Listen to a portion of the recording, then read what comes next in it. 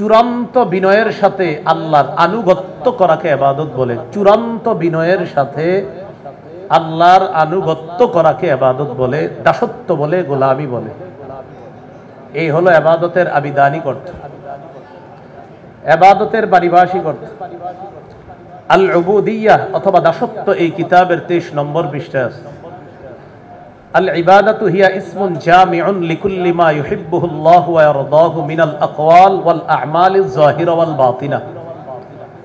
এই আরবিটির সহজ বাংলা হলো আমি, আপনি, আমরা যেই কথা বলি আর যেই কাজ করি, কথাটি প্রকাশ্যে হোক অথবা গোপনে হোক, কর্মটি প্রকাশ্যে হোক অথবা গোপনে হোক, আমার আপনার প্রকাশ্য কথা, প্রকাশ্য কর্ম, গোপন কথা আর গোপন কর্ম যদি আল্লাহ পছন্দ করে এটাই ইবাদত।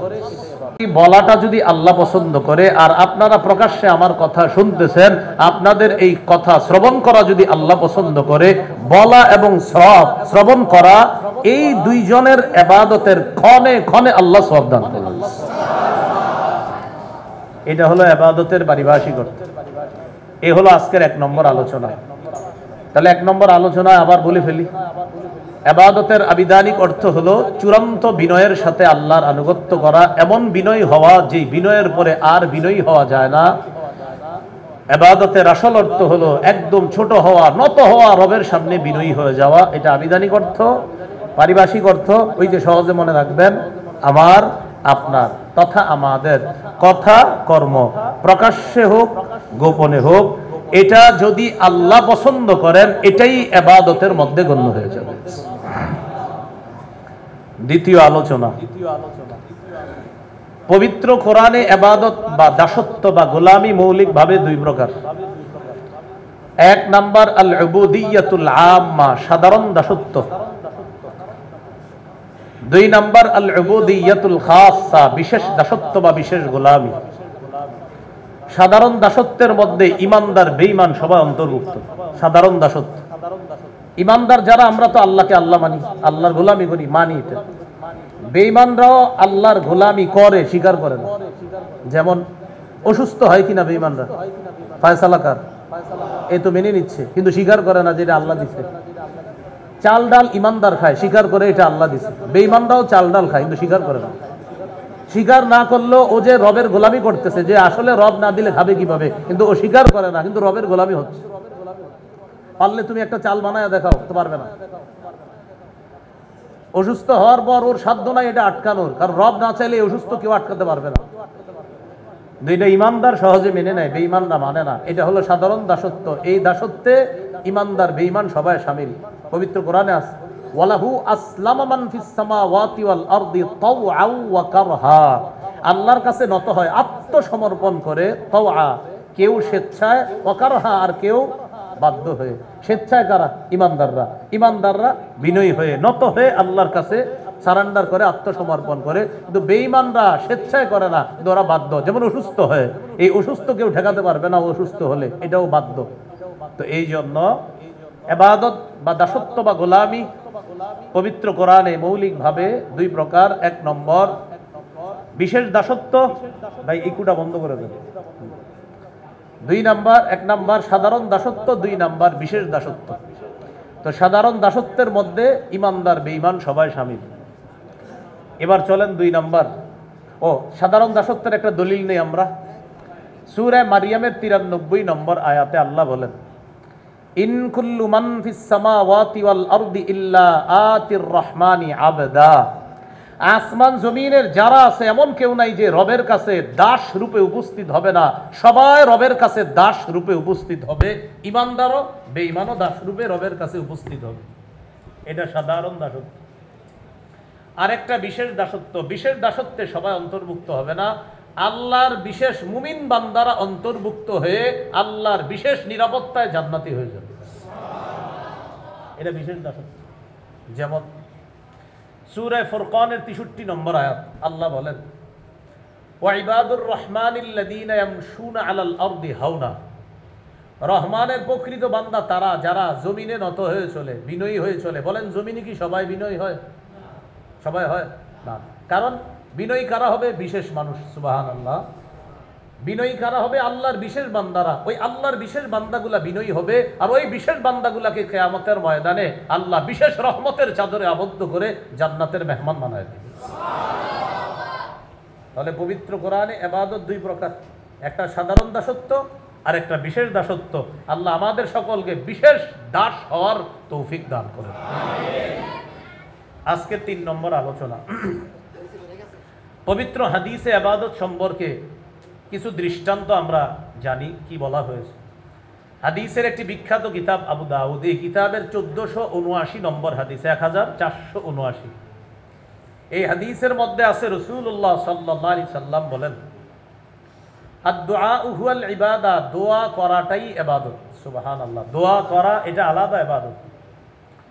আল্লাহ আমারে মাফ করেন, আল্লাহ আমার একটা পাঞ্জাবি লাগবে, কাপড়ের ব্যবস্থা করেন, আল্লাহ আমার একটা সুই লাগবে, সুইয়ের ব্যবস্থা করে দেন, আল্লাহ আমার জুতার ফিতাটা ছিঁড়ে গেছে, আমি এখন বাজারে ফিতা কিনতে যাব, আমি যেন সঠিক ফিতা পাই আর আমার ফিতাটা যেন টেকসই হয়, আল্লাহ আমি একটা সুই কিনতে বাজারে যাব, এই সুই যেন কারো ক্ষতিকারক না হয়।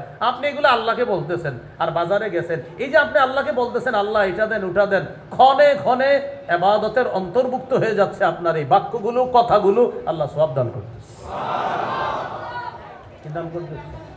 টিস্যু এটা কিনতে বাজারে গেলেন যে আল্লাহ আমি একটা হ্যান্ড টিস্যু কিনতে বাজারে যাব, এটা যেন ভালো হয়, এটা দিয়ে যেন মানুষের কোনো ক্ষতি না হয়, শুধু একটু বইলা গেছেন আল্লাহর কাছে। আর নবীজি বলছে ছোট থেকে ছোট বড় সব কিছু আল্লাহর কাছে যাও। আপনি শুধু আল্লাহকে বলছেন আল্লাহ আপনি এই ব্যবস্থা করেন, ওই ব্যবস্থা করেন, আপনি আল্লাহকে বলছেন, শুধু ইবাদতের অন্তর্ভুক্ত হয়ে গেছে। আরেকটা সুন্দর কথা শিখি আমরা দেই, সেটা হলো এই, আপনি আল্লাহকে বলতেছেন একের পর এক, আল্লাহ আমার আগামী মাসে 20,000 টাকা লাগবে, বলতেছেন, ইচ্ছা মতো বলতেছেন। এই মাসের 1 তারিখ থেকে বলা শুরু করছেন, 30 তারিখ পর্যন্ত প্রতিদিন বলছেন আল্লাহ আগামী মাসের 1, 2, 3 তারিখের মধ্যে 20,000 টাকা হলে আমার ভালো হয়। এইভাবে আল্লাহকে বলতেছেন আল্লাহ আমি তো চেষ্টা করতেছি বিভিন্ন মাধ্যমে, আপনি ব্যবস্থা করে দিয়েন। ঘটনাচক্রে পরের মাসে 1, 2, 3 তারিখের মধ্যে আপনার টাকার ব্যবস্থা হয় নাই, হয়তো আরো 2-4 দিন পরে হয়েছে, কিন্তু আল্লাহকে আপনি 30 দিন যে বলছেন, বলার পরেও আল্লাহ আপনার সময় মতো ব্যবস্থা করছে, কিন্তু আপনি যখন চেয়েছেন তখন আল্লাহ করে নাই না, আল্লাহ জানে কখন দিলে আপনার জন্য উপকার হবে, ঠিক ওই সময়ে আপনাকে ওটা দিয়ে দিছে। কিন্তু এই যে 30 দিন একের পরে এক বলছেন, প্রতিটা বলা ইবাদতের অন্তর্ভুক্ত হয়ে গেছে। তাহলে কি শিখলাম? দোয়া করলে প্রার্থিত যে বিষয়টা, চাওয়াকৃত বিষয়টা পাই বা না পাই সব নিশ্চিত। দোয়া করলে আমি যা বলবো আল্লাহর কাছে সেটা আল্লাহ আমাকে এখন দেখ আর না দেখ সব নিশ্চিত। এই জন্য দোয়া করা এটা ইবাদত। আজকে থেকে আমরা ছোট থেকে বড় যা কিছু আছে আল্লাহর কাছে বলবো ইনশাআল্লাহ। আরেকটা দৃষ্টান্ত, তিরমিজি হাদিসের কিতাব, এই কিতাবের 2201 নম্বর হাদিস। এই হাদিসের মধ্যে আছে রাসূলুল্লাহ সাল্লাল্লাহু আলাইহি ওয়াসাল্লাম বলেন, আল ইবাদাতু ফিল হারজি কা হিজরাতিন ইলাইয়া, বিপর্যয়ের জামানায়, ফিতনার জামানায় ইবাদত করা আমি নবীর কাছে হিজরত করার সমতুল্য হয়ে যায়। বর্তমান ফিতনার জামানা, এই জামানায় নবীর কোন উম্মত ইবাদত করা, নবী বলেন কা হিজরাতিন ইলাইয়া, কেমন যেন আমি নবীর কাছে হিজরত করার মতো ইবাদতে গণ্য হয়ে যাবে। আবু দাউদের আরেক বর্ণনা আসছে, রাসূল সাল্লাল্লাহু আলাইহি সাল্লাম বলেন, ফিতনার জামানায় আমার এক উম্মতের ইবাদত আজরু 50, আল্লাহ তাকে 50 জনের সওয়াব দান করবে।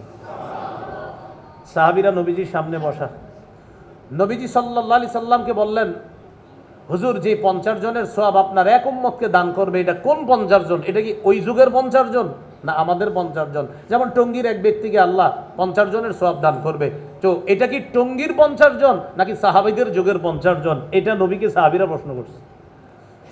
রাসূলুল্লাহ সাল্লাল্লাহু আলাইহি সাল্লাম বললেন, বাল আজরু 50 মিনকুম, তোমরা সাহাবীদের 50 জন ইবাদত করলে যে সওয়াব, ফিতনার জামানায় আমার এক উম্মতের ইবাদত তোমাদের 50 জনের সওয়াব আল্লাহ তাকে দান করবে।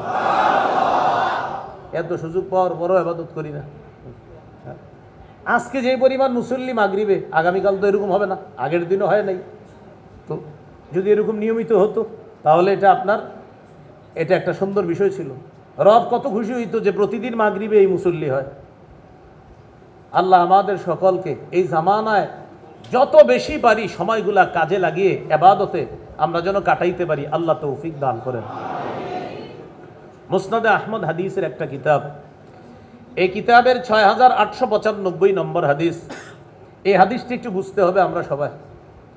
রাসূলুল্লাহ সাল্লাল্লাহু আলাইহি সাল্লাম বলেন, ইন্নাল আবদা ইযা কানা আলা তারিকাতিন হাসানাতিন মিনাল ইবাদাহ, আল্লাহর কোন বান্দা যখন ইবাদতের সুন্দর একটা পদ্ধতি গ্রহণ করে, ইবাদতের সুন্দর পদ্ধতি মনে করেন আমাদের কেউ গ্রহণ করছি, এটা একটু বুঝেন। ইবাদতের সুন্দর পদ্ধতি কি? আজকে ফজরের পরে মাগরিবের পরে 3 বার ইখলাস ফালাক নাস হয়তো অনেকে পড়ে, আপনিও পড়েন। জোহর আসর এশার পরে একবার কুল হুয়াল্লাহ, একবার ফালাক, একবার নাস, অন্যরাও পড়ে, আপনিও পড়েন। 5 ওয়াক্ত নামাজের পর অন্যরা আয়াতুল কুরসি পড়ে, আপনিও পড়েছেন। 5 ওয়াক্ত নামাজের পর অন্যরা পড়ে আল্লাহুম্মা আইন্নি আলা যিকরিকা ওয়া শুকরিকা ওয়া হুসনি ইবাদাতিক, এটা আপনিও পড়েছেন। ফজর মাগরিবের পর বিসমিল্লাহিল্লাযী লা ইয়াদুররু মা ইসমিহি শাইউন ফিল আরদি ওয়ালা ফিস সামাই ওয়া হুয়াস সামিউল আলিম, অন্যরাও পড়ে, আপনিও পড়েছেন। আউযু বিকালিমাতিল্লাহিত তাম্মাতি মিন শাররি মা খালাক, অন্যরাও পড়ে, আপনিও পড়েছেন। তো অন্যরা যে ইবাদতগুলো নামাজের পরে করে আপনিও করেন, কিন্তু আপনি স্পেশাল একটা ইবাদত করেন, সেটা অন্যরা করে না হয়তো। সেটা কি? যেমন আজকে মাগরিবের নামাজ পড়ার পরে প্রতিদিন সবাই চলে যায়, কিন্তু আপনি মাগরিবের পরে অন্যান্য ইবাদত করার পরে একটু বসে থাকেন, সবাই চলে যাওয়ার পর ওই আলমারি খুলে কোরআন নেন, নেওয়ার পরে 5-10 পৃষ্ঠা কোরআন তেলাওয়াত করেন, যেটা অন্য সবাই করে না। এটা আপনার একটা স্পেশাল ইবাদত।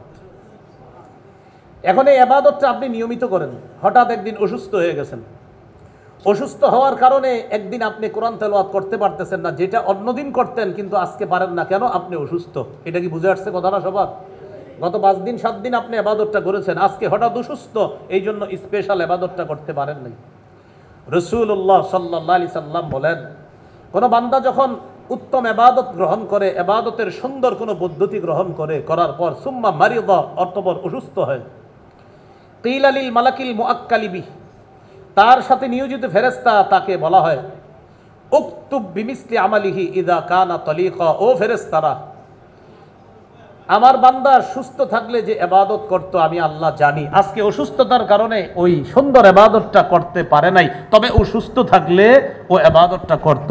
যেহেতু অসুস্থতার কারণে ইবাদতটা করতে পারে নাই, আমি আল্লাহ তো কম দিতে পারি না। অন্যদিন ইবাদত করলে যেই সওয়াব লিপিবদ্ধ করতা, আজকে ইবাদত না করলেও উযরের কারণে আগের সওয়াবের মতোই আজকেও সওয়াব লিপিবদ্ধ করো। এই জন্য ফিতনার জামানায় ইবাদতের পদ্ধতি গ্রহণ করা এটা জরুরি বিষয়। আল্লাহ আমাদের সকলকে প্রতিটা মুহূর্ত কাজে লাগানোর তৌফিক দান করেন। আর একটা দৃষ্টান্ত নেই, বিসমিল্লাহ।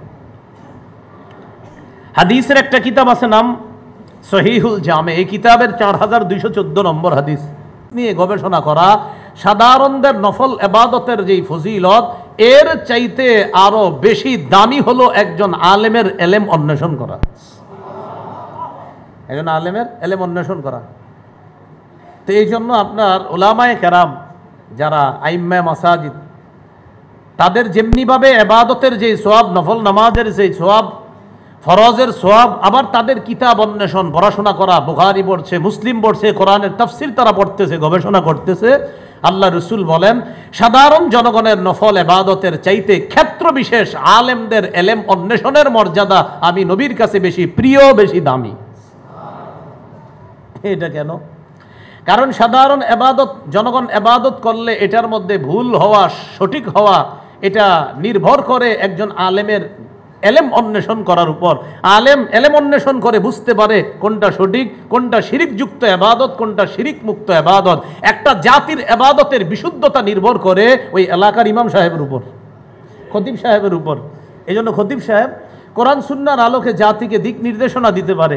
তাই একটা জাতি সঠিক পথে চলার জন্য একজন আলেমের শরণাপন্ন হতে হয়। তাই নবীর কাছে আলেমের ইলম অন্বেষণের মর্যাদা সাধারণ জনগণের ইবাদতের মর্যাদার চেয়ে আরো দামি।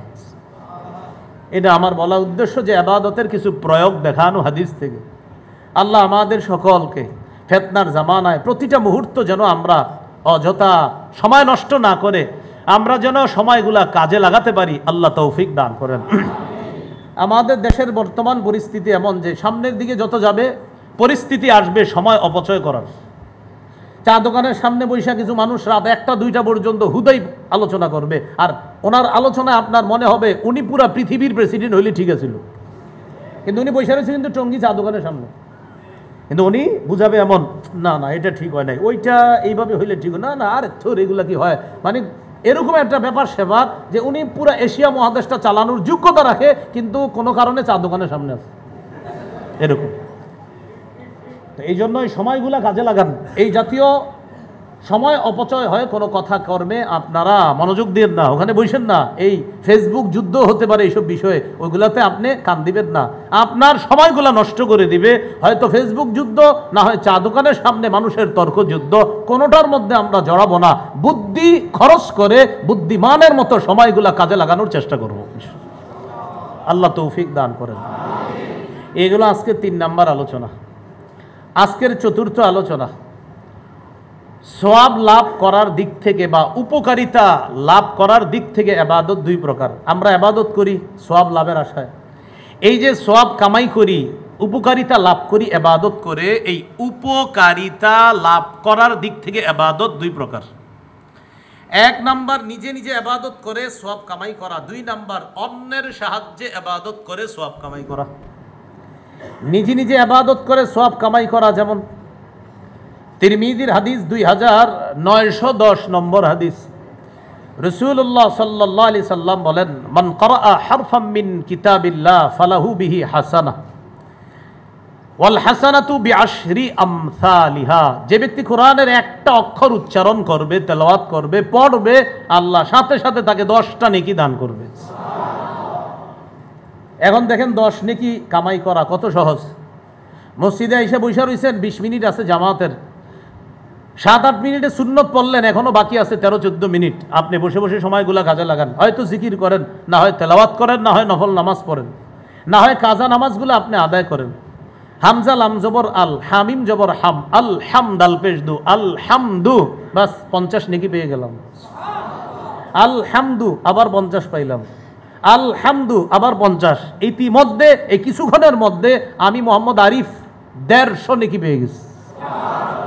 তা আপনি কেন মসজিদে বসে সময় নষ্ট করবেন? এখানে আসলে ইবলিস এত মন কথা মনে করায়, কি অবস্থা, ছোট মেয়েটার বিয়ে হয়েছে, আর কি অবস্থা, মানে এগুলা বাহিরে মনে পড়ে না, সব এখানে এসে মনে পড়ায়। 2-3 জন একসাথে বসে সুন্নত পরে বসে রয়েছে, তো কি অবস্থা, ওই ফ্ল্যাটটার কি খবর, হ্যাঁ ওই বাম পাশে রাস্তার 3 পাশে অমুক জায়গায় যে বাড়ি টাড়ি, বাহিরে কিন্তু তখন 2 জন ঘুরছে, এগুলো ইবলিস একটু মনে করায় নেই, এখানে আসছে সব মনে করাই দিতেছে। তো বলছিলাম নিজে ইবাদত করে সওয়াব কামাই করা, এটা একটা। আরেকটা হলো অন্যের সাহায্যে ইবাদত করে সওয়াব কামাই করা। সেটা কেমন? জামাতের সাথে নামাজ একা সম্ভব?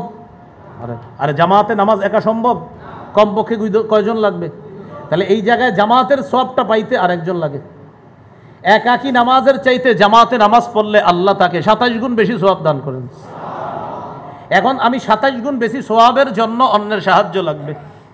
যেমন আজকে এই মসজিদে মাগরিবের নামাজ পড়িয়েছেন অত্যন্ত মোহাব্বতের এবং আমাদের কুমিল্লার আমার মরহুম মাওলানা চাচা মাওলানা মরহুম বোরহানউদ্দিন রহিমাহুল্লাহ, আমার এই কাকা 1996-তে মারা গেছে। আমার কাকার সাথী ভাই, আপনাদের এলাকার অনেক পরিচিত এবং সারা বাংলাদেশের পরিচিত হজরত মাওলানা নজির আহমদ দামাত বরকাতুহুল আলিয়া হজরত মাগরিবের নামাজ পড়িয়েছে সম্ভবত। কণ্ঠে আমার মনে হয়েছে হুজুর পড়াইছে, আজীব এক নূর আছে কণ্ঠের মধ্যে। হ্যাঁ, প্রথম রাকাতে 1 পারার 19 নম্বর পৃষ্ঠা থেকে পড়ছে এবং পড়া শুনে মনে হলো ওনার এই কোরআন তেলাওয়াত আর হাদিস তেলাওয়াতের মধ্যে আলাদা একটা ধারা আছে। হাদিস তেলাওয়াতটা অন্য একটা পদ্ধতিতে করে, কোরআন তেলাওয়াতটা অন্য পদ্ধতিতে। তো এতদিন তো মাহফিলের কোরআন তেলাওয়াত শুনছি ওনার, তো নামাজেও যদি উনি এইভাবে পড়ে সেটা আমি জানতাম না। খুব মন দিয়ে তেলাওয়াত শুনলাম। প্রথম রাকাতে তেলাওয়াত করছে অসাধারণ, ইয়ারফাউ ইব্রাহিমুল কাওয়াইদ এখান থেকে।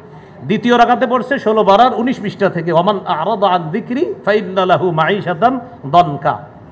তো যাই হোক, এটা আমার বলার উদ্দেশ্য এই যে উনি আজকে নামাজ পড়াইলেন, আমরা পড়লাম, জামাতের সওয়াব পাইলাম, একা নাকি অন্যের সাহায্যে? অন্যের সাহায্যে। তাহলে উপকারিতা লাভ করার দিক থেকে ইবাদত 2 প্রকার, একটা নিজে ইবাদত করে সওয়াব কামাই করা, আর একটা অন্যের সাহায্যে ইবাদত করে সওয়াব কামাই করা। তো জামাতের ফজিলতের জন্য আমরা ইমাম সাহেবের সাহায্যে জামাতের ফজিলতটা অর্জন করি। এই জন্য ইমাম সাহেবের 500 টাকা বেতন বাড়াইতে 5 মাস মিটিং করি। হ্যাঁ, কি বলেন? 5 মাস? আপনাদেরকে বলছি না, এটা আমি পুরো বাংলাদেশকে বলতেছি। ইমাম সাহেবের বেতন বাড়বে 500, এটা নিয়ে মিটিং হয় প্রতিদিন। না, এত কি করে উনি, কেন 500 কেন বাড়াবো, কি দরকার, না কেন, এরকম আলোচনা চলতে থাকে সবসময়। কি করবে, এত টাকা দিয়ে করবে কি উনি? এটা কোনো কথা? এইভাবে মনে হয় যে উনি ঘরের এনে দিবে। তো এই একটা বিষয়, আমি এই মসজিদের কাউকে বলছি না, আমি জানি না এখানে হালাত তো বলতেছি না, আমি মনে করেন আমার জানাশোনা হালাত বলতেছি। একজন ইমাম, তার সাহায্যে আমরা জামাতে নামাজ পড়তেছি। হাদিসে আসছে রাসূলুল্লাহ সাল্লাল্লাহু আলাইহি সাল্লাম বলেন, আল মুআযযিনুনা উমানা ওয়াল আইম্মাতু জুমানা। মুয়াজ্জিন সাহেব যারা তারা হলো আমানতদার, ইমাম সাহেব যারা তারা হলো জিম্মাদার, আমরা মুসল্লি যারা আমাদের জামিন হলেন ইমাম সাহেব। তো নবীজি বলেন আল্লাহ, ঠিক ঠিক শুধু হুজুরে বলে, এখন সাধারণরা বলে না, কারণ চিন্তা করে গেছে যে হুজুর এটা আপনি কি বলেন, আমরা তো বেতন টেতন এমনি বাড়াইতে চাই না, আপনি আবার এনে হঠাৎ কি বললেন না। আমরা বুঝি কখন ঠিকের আওয়াজ কোন দিক থেকে হয়। নবী বলেন আল্লাহুম্মা গফির লিল মুআযযিনিন ওয়া সাদ্দিদিল আইম্মা। আল্লাহ দুনিয়ার সব মুয়াজ্জিন যারা আছে, আমি নবী দোয়া করে গেলাম তাদেরকে আপনি মাফ করে দেন। আল্লাহ যত ইমাম আছে, আল্লাহ আমি নবী দোয়া করে গেলাম তাদেরকে আপনি সঠিক পথে পরিচালিত করেন। সেই ইমাম, সেই মুয়াজ্জিনের দাম কম না অনেক বেশি? অনেক বেশি। মনে রাখবেন, একজন ইমাম শুধু মসজিদের ইমাম না, তিনি এলাকারও ইমাম, এলাকার দায়িত্বশীল তিনি। যেন বুখারীর হাদিস 849 নম্বর হাদিস, আল ইমামু রাইন ওয়া মাসউলুন আন রাইয়াতিহি। ইমাম দায়িত্বশীল, এলাকার দায়িত্বশীল। এলাকার যারা আছে তারা তার অধীনস্থ, তাদের সম্পর্কে ইমামকে জিজ্ঞাসা করা হবে, আর অধীনস্থদেরকে জিজ্ঞাসা করা হবে ইমাম সম্পর্কে, তিনি তোমাদের হক আদায় করেছে কিনা আর তোমরা তার হক আদায় করেছো কিনা। দুইজনকে দুই দলের ব্যাপারে জিজ্ঞাসা করা হবে। আল্লাহ আমাদের সকলকে বুঝার তৌফিক দান করেন। তাহলে আরেকজনের সাহায্যে ইবাদত করতে আমরা চমৎকার একটা দৃষ্টান্ত পেলাম যে জামাতে নামাজ পড়ি আমরা, তখন ইমাম সাহেবের পিছনে আমরা জামাতে নামাজ পড়ি, একা পড়লে যে সওয়াব হতো এর চাইতে 25 গুণ, আরেক বর্ণনায় 27 গুণ বেশি সওয়াব ইমামের সাহায্যে আল্লাহ আমাদেরকে দান করতেছেন জামাতে নামাজ আদায় করার কারণে। আল্লাহ আমাদেরকে কথাগুলো মনে রাখার তৌফিক দান করেন। মসজিদের আরেকজন দায়িত্বশীল ব্যক্তি হলেন মুয়াজ্জিন সাহেব। এই মুয়াজ্জিন সাহেবের ব্যাপারে সহিহ মুসলিমের হাদিসে আসছে, মুয়াজ্জিনের গলা কিয়ামতের ময়দানে আতওয়ালুন নাসি আ'নাকা ইয়াউমাল কিয়ামাতিল মুআযযিনুন। মুয়াজ্জিনের গলা হবে সবচেয়ে লম্বা কিয়ামতের ময়দানে। লম্বা মানে জিরাফের মতো লম্বা।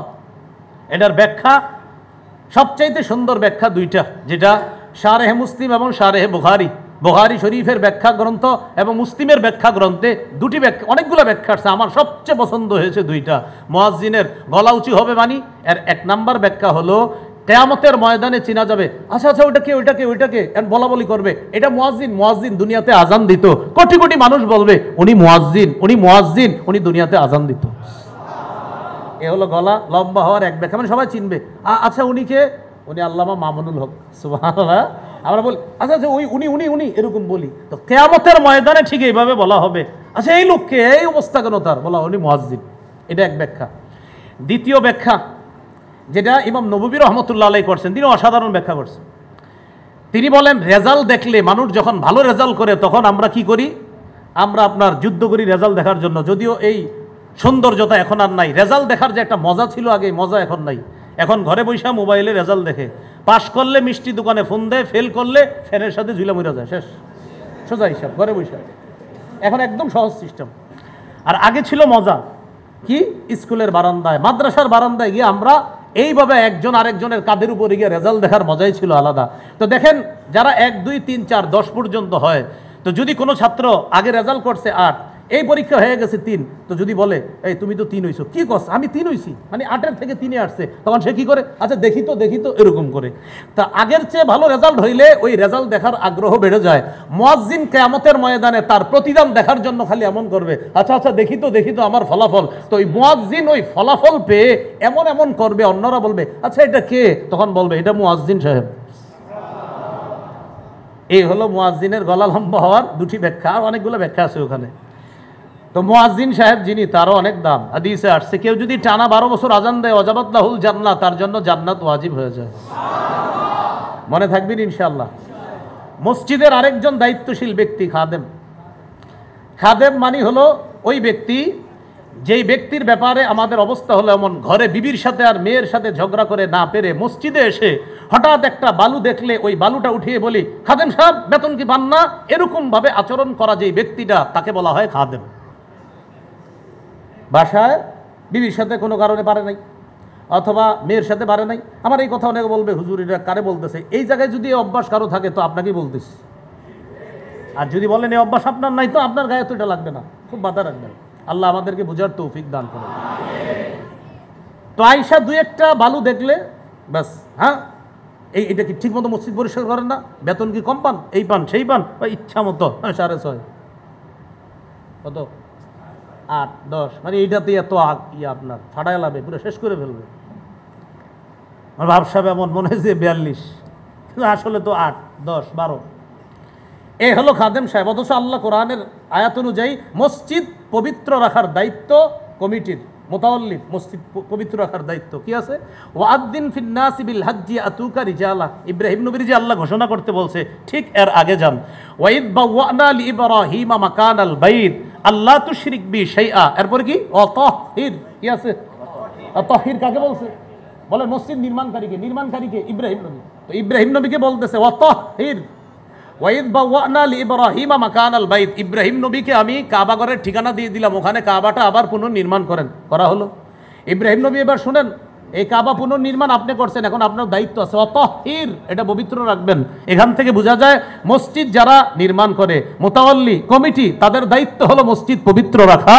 আল্লাহ পাক রব্বুল আলামিন এরপরও একজন খাদেমের ব্যবস্থা করে সেটা শুকরিয়া আদায় করা, তার সাথে সুন্দর আচরণ করা, খুব মাথায় রাখা। এর মসজিদ যারা আবাদ করে তাদের দায়িত্ব তাহির। তাহির আল্লাহ হুকুম করছে, তাহির বাইতি আলি তাইফিন, যারা তওয়াফ করবে তাদের জন্য এই ঘর আপনি পবিত্র রাখেন। আল্লাহ আমাদেরকে কথাগুলো বোঝার তৌফিক দান করেন। আমাদের 4 নাম্বার আলোচনা চলতেছিল উপকারিতা লাভের দিক থেকে। ইবাদত দুই প্রকার, একটা নিজে ইবাদত করে উপকার লাভ করা, আর একটা অন্যের সাহায্যে ইবাদত করে উপকার লাভ করা। এর মধ্যে ইমাম সাহেবের কথা আসলো, মুয়াজ্জিন খাদেমের কথা আসলো। মসজিদের দায়িত্বশীল যিনি হবে তারা কেমন হবে? মসজিদের দায়িত্বশীলের সবচেয়ে বড় গুণ হবে তিনি মসজিদের দায়িত্ব পাওয়ার কারণে অথবা একটা ইটে তার টাকা থাকার কারণে তিনি অহংকারী হবে না। এটা একটা গুণ। রাসূলুল্লাহ সাল্লাল্লাহু আলাইহি সাল্লাম বলেন, লা তাকুমুস সাআতু হাত্তা ইয়াতাবাহাদ নাসু ফিল মাসাজিদ। কিয়ামত ততদিন হবে না যতদিন মানুষ মসজিদ নিয়ে গর্ব না করবে। মানুষ মসজিদ নির্মাণ করে খুব গর্ব করবে যে এইভাবে আমি 7টা মসজিদের সভাপতি। এইভাবে বলা যাবে না, বলতে হবে আল্লাহ 7টা মসজিদের খাদেম বানাইছে আমাকে, আমার মাধ্যমে 3-4টা মসজিদ আল্লাহ চালায়, এইভাবে বলা। এরকম না বলা আমি 3 মসজিদের দায়িত্বশীল, না, আল্লাহ আমাকে 3টা মসজিদে, আল্লাহ আমার প্রতি দয়া করে 3টা মসজিদের গুরুত্বপূর্ণ দায়িত্বে রাখছে। এইভাবে মুতাওয়াল্লি সভাপতি যারা, তারা এরকম বলা যে আমার রব হয়তো আমার তো কোনো যোগ্যতা নাই, কিন্তু আল্লাহ আমার এরপরও মসজিদের মতো এত গুরুত্বপূর্ণ কাজের দায়িত্বে দিছে, আল্লাহ আমি যেন এই কাজ সঠিকভাবে পালন করতে পারি, আপনি তৌফিক দান করেন। এটা হলো মসজিদের দায়িত্বশীলের 1 নাম্বার যোগ্যতা থাকতে হবে। গর্ব অহংকার করা যাবে না, তিনি সমস্ত কৃতিত্ব দিবে আল্লাহকে। কোরআনের সূরা তাওবার 18 নম্বর আয়াতে আছে মসজিদ যারা আবাদ করবে তাদের মৌলিক 4টা গুণ থাকবে। ইন্নামা ইয়ামুরু মাসাজিদাল্লাহি মান আমানা বিল্লাহি ওয়াল ইয়াউমিল আখির। মসজিদ আবাদ করবে তারাই যারা আল্লাহ আর আখিরাত বিশ্বাস করবে। 2 নাম্বার ও আকামাস সালাহ, যারা নামাজ কায়েম করবে। 3 নাম্বার ও আতাজ যাকাত, যে যাকাত দিবে। 4 নাম্বার ওয়ালাম ইয়াখশা ইল্লাল্লাহ, যে আল্লাহ ছাড়া কাউকে ভয় করবে না। এই আয়াত গবেষণা করলে বোঝা যায় মসজিদ নির্মাণ দ্বারা মৌলিক 2টি উদ্দেশ্য। 1 নাম্বার টাকা দিয়ে মসজিদ নির্মাণ করা, 2 নাম্বার ইবাদতের মাধ্যমে মসজিদ আবাদ করা। 2টা উদ্দেশ্য এই আয়াত গবেষণা করলে। তামিরুল মাসাজিদ যদি এই আয়াত আমরা গবেষণা করি তাহলে 2টি কথা স্পষ্ট মৌলিক বুঝে আসে। 1, টাকা দিয়ে মসজিদ আবাদ করা। 2 নাম্বার সেটা হলো ইবাদতের মাধ্যমে মসজিদ আবাদ করা। কিন্তু আমাদের বর্তমানে দুঃখ আর কষ্টের বিষয়, টাকা দিয়ে আমরা খুব সুন্দর মসজিদ বানাই, তো ইবাদত দিয়ে মসজিদ আবাদ এটা বেশি না কম? ফজরে আসলে আপনার পুরা হতাশ, জাতি হতাশ, হ্যাঁ, ফজরে একদম অবস্থাই খারাপ হয়ে যায়। তো এইরকম কিন্তু না করা, আল্লাহ হেফাজত করে না। তাহলে একটা হলো টাকা দিয়ে আবাদ, আর একটা ইবাদতের মাধ্যমে আবাদ। টাকা দেওয়ার চাইতে ইবাদতের মাধ্যমে আবাদ এটা বেশি জরুরি। হ্যাঁ, ইবাদত চলতে হবে, ফ্যান না থাকলেও ইবাদত করতে হবে, এসি না থাকলেও ইবাদত করতে হবে। ফ্যান আছে আলহামদুলিল্লাহ, এসি আছে আলহামদুলিল্লাহ, কিন্তু যেই অবস্থায় থাক মসজিদ, ইবাদত বন্ধ করা যাবে না। তাহলে মসজিদের আবাদ ইবাদতের মাধ্যমে যেটা, এটা কশিন কালেও কম হওয়া যাবে না। টাকা পয়সা কখনো কম বেশি হতে পারে, কিন্তু ইবাদতের মাত্রা এটা কমানো যাবে না। এটা দিয়ে আবাদ চালু রাখতে হবে। আল্লাহ আমাদেরকে কথাগুলা বোঝার তৌফিক দান করেন। এইগুলো আজকের 4 নাম্বার আলোচনা। তাহলে সওয়াব কামাই করি, ইবাদত করে সওয়াব কামাই করি। এই ইবাদত করে যে সওয়াব কামাই করি, এই কয় প্রকার? এটা ইবাদত 2 প্রকার। 1 নাম্বার নিজে ইবাদত করে সওয়াব কামাই করা, 2 নাম্বার অন্যের সাহায্যে ইবাদত করে সওয়াব কামাই করা। আজকের সর্বশেষ আলোচনা 5 নাম্বার আলোচনা। এটা ওলামা হযরত ছাড়া অন্যরা যারা আছেন আমার সাথে একটু বলবেন, যাতে আমাদের একটা ক্লাসের মতো হয়ে যায়। বলেন, মাধ্যম হিসাবে ইবাদত 5 প্রকার। অর্থাৎ আমরা 5 মাধ্যমে ইবাদত করি।